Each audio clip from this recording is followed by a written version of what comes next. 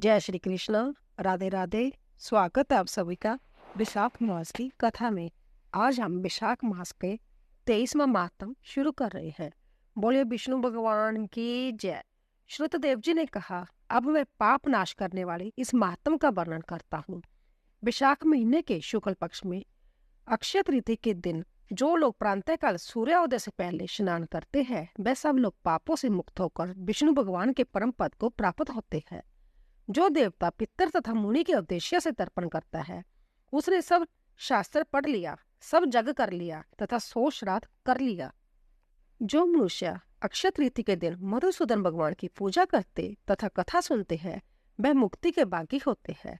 जो लोग उस तिथि को मधुसूदन भगवान की प्रीति के लिए शुभ दान करते हैं, उनको मधुसूदन भगवान की आज्ञा से अक्षय फल प्राप्त होता है। यह तिथि देवता, ऋषि तथा पितरों को शुभ देने वाली है। सनातन धर्म करने पर यह तीनों को तृप्ति देने वाली होती है।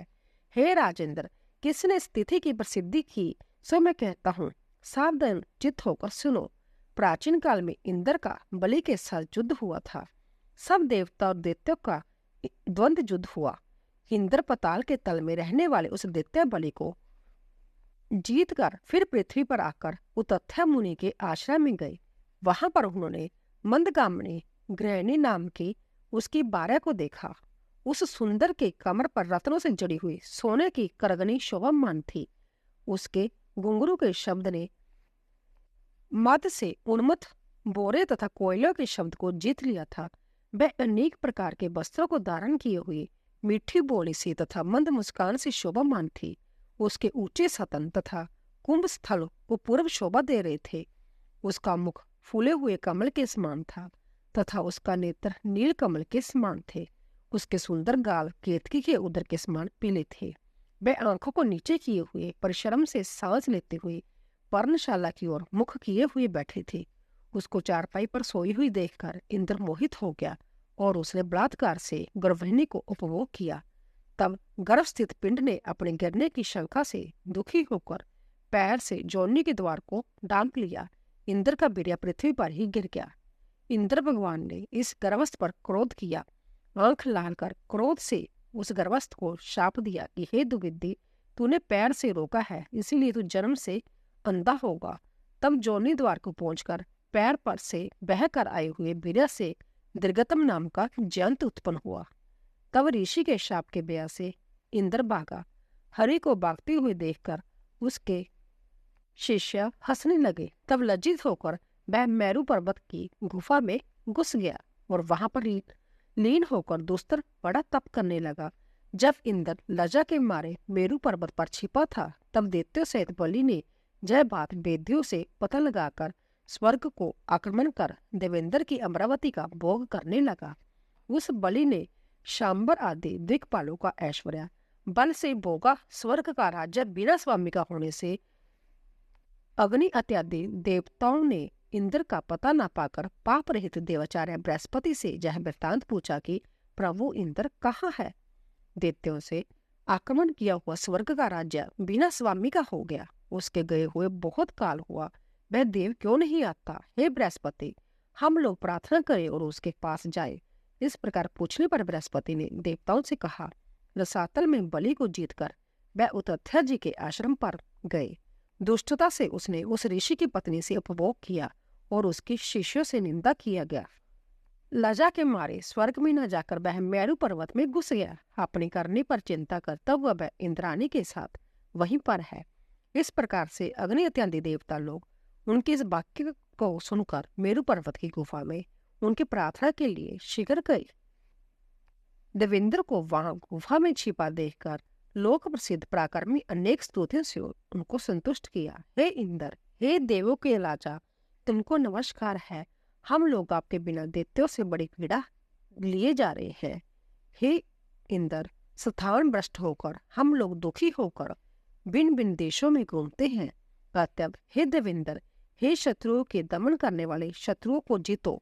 इस प्रकार देवताओं से स्तुति किए जाने पर इंद्र गुफा के मुख से निकले। लज्जा से मुख नीचा किए हुए नेत्रों से भूमि देखने लगे।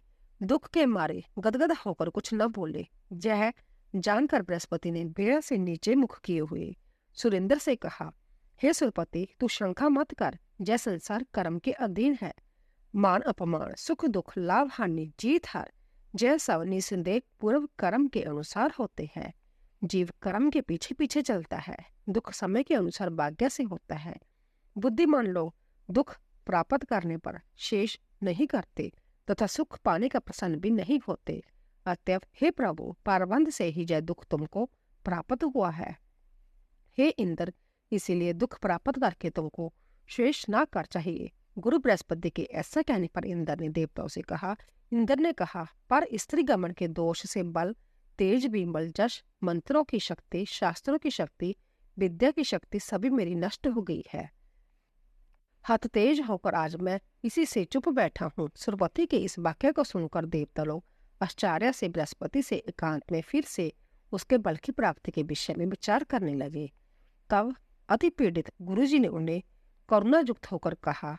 बृहस्पति जी ने कहा, यह विशाख महीना है जो माधव भगवान को प्रिय है। इस महीने की सभी तिथियां माधव भगवान को प्रिय है। इसमें शुक्ल पक्ष की तृतीया अक्षय कहलाती है। इस दिन जो कोई स्नान, दान, श्राद्ध इत्यादि करता है उसको सैकड़ों पाप नष्ट हो जाते हैं। इसमें कोई संशय नहीं।